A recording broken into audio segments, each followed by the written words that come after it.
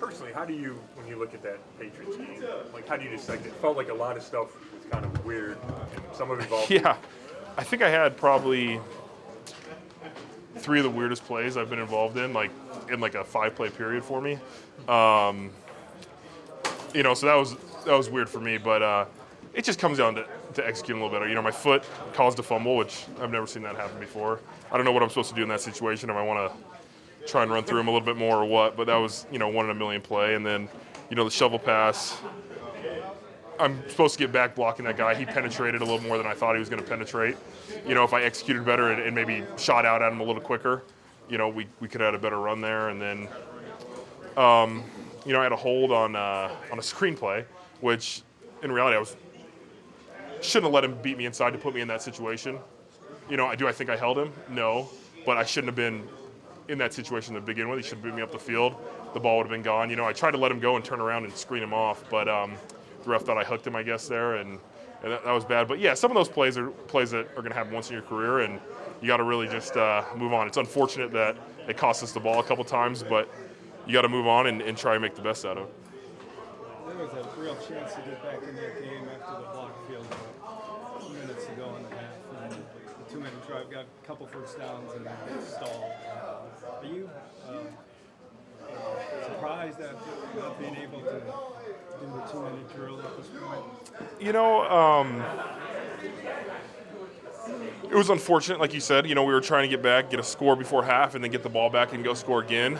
And they had a good rush plan for us. They were bringing 0 blitz when we went empty or had nobody, so Baker has to get the ball out quick. We don't have enough guys to block their guys in those situations.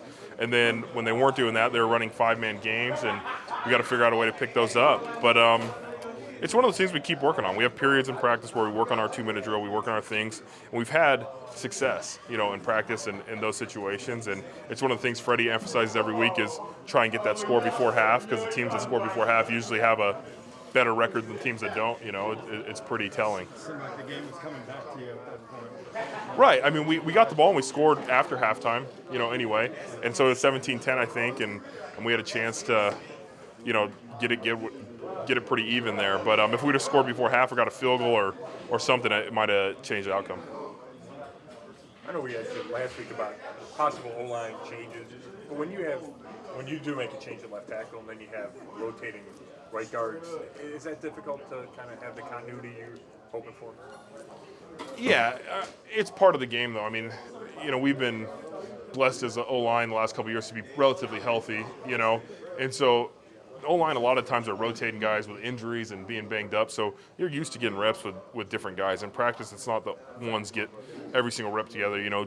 J-Mac had been getting reps at left tackle all year, just because in case of emergency, and Wyatt had been in there too.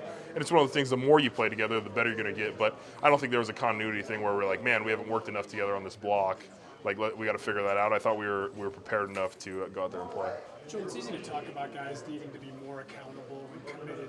Are you seeing it? Are you feeling it? Yeah, I feel like there's a focus around here. There's an urgency, that we got to make something happen. And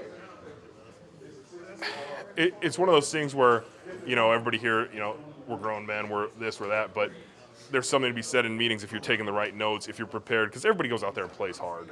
It's not a thing is like, are we playing hard enough? Are we going hard enough? Are we doing the right things on the field? But it's how you prepare through the week, and are guys taking the right notes? Are guys focused in meetings? Are guys reviewing the practice enough? Are they watching enough film on their own? And those are the things that we've continued to have to uptick to make sure we're ready to go, because, you never know what you're going to get in a game. You don't know what surprise, what they're going to bring. And but I have seen improvement, and I think guys are buying in. I think there's an urgency here, and eventually we got to start winning some games. That's the goal of this team. We got to win this week and go 1-0. Chubb was saying there was almost kind of like a back to basics approach today. Is that necessary right now, do you think? Yeah, we too many penalties. We had too many penalties and too many turnovers. Those are the two things that have hurt us all season long. I know it sounds simple, but we have to fix them somehow. And Freddie said we're going to try and fix them by, if you jump off sides in practice, you're running. Things like that where it's like a high school thing, but hey, if it's going to get us thinking about it, if guys don't want to jump off, then maybe we'll improve a little bit in the game. Baker said you guys were having trouble with the cadence, that was part of the false start issue. Have you ever seen a team struggle with it that far into a season where he can't try to draw the other team off because his guys jump off somewhere?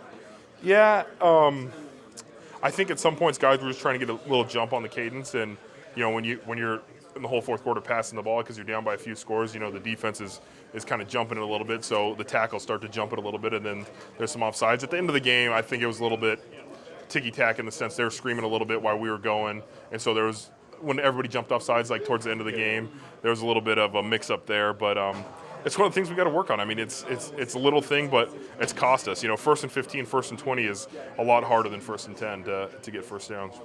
So Guard Joel, when any team has a lineup change that you guys have with Greg, does that get the attention of anybody in the locker room in terms of like, hey, the details matter. If you don't do them, you might not be on the field. Yeah, I think it's 100%. You want to put the best guys you have on the field, and if you're not doing the right things, like I said, from the film room to taking notes to practice to game day, then there's consequences of that. You got to try and play the guys, and if you're not doing the right thing, then there's changes that happen. What challenges does Von Miller present the offensive line? Yeah, he's a great player. He's one of the best pass rushers in the league, and they had a pretty dynamic duo with him and Chubb before Chubb went down. But honestly, Von Miller has moved around a lot more now that Chubb is out. So he plays on the right usually, but he's been playing on the left a lot more, and he has a speed to power. He used to just be a speed guy, but now he has that long arm that he sinks in there, and it's one of the more impressive things. And they kind of game him around, so he has kind of a two-way go to make things happen. We saw you guys run with penalties in training camp, and you mentioned it again today. Have you guys been doing that since the season started? Is this a new thing? It's new again. We did it during training camp. That's why I think Chubb said we're back to the basics, because it's something we kind of stopped. We were trying to keep the legs fresh and stuff, but hey, we got to figure out a way to stop doing them, so we're trying. And so obviously the margin for error is very slim now. And the penalties and turnovers have been you guys being yourself in many instances. Why do you think you guys can clean that up enough to go on a run that you need to go on to get where you want to go?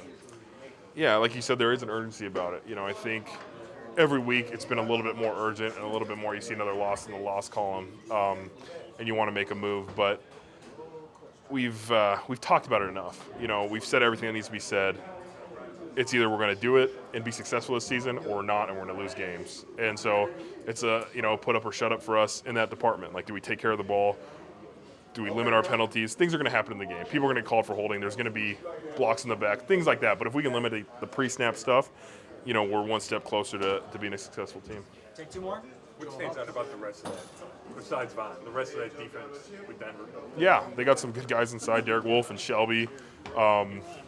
They're big guys, but they push the pocket, and they actually do a really good job of getting their hands up and batting balls. I think Shelby might have 6 or 7 by himself already this year, which is pretty impressive. But they do their job. They hold their gaps, and then when they have to make a move on a pass rush, they do a pretty good job, and they actually do a pretty good job of gaming inside where they can get guys free. You guys last year, second half, the team played well. The O-line played really well. And John Dorsey said he would make 1 million phone calls leading up to the trade deadline, and there's nothing happened as far as a new O-lineman coming in or anything like that. So Yeah. Do you think that you guys have in the O-line room now? Nobody's on the way. Do you think you have what you need to kind of duplicate that success you had late last year? I think if you look at games, Baltimore Ravens, Seattle Seahawks, I think there's times this year where the O-line played really well. You had a great rushing games in those games by Chubb, and I think there was a combined 1 sack in those 2 games. You know what I mean? So those are games that you can win. There's things, obviously, games, the Niners and this last week where we did not play as well as we needed to play, but the potential is there. Like, we have the people there. We're going to get our, 5 best guys out there, and we're going to roll with it. And this is the guys we have, and I have faith that we'll get the job done in the second half.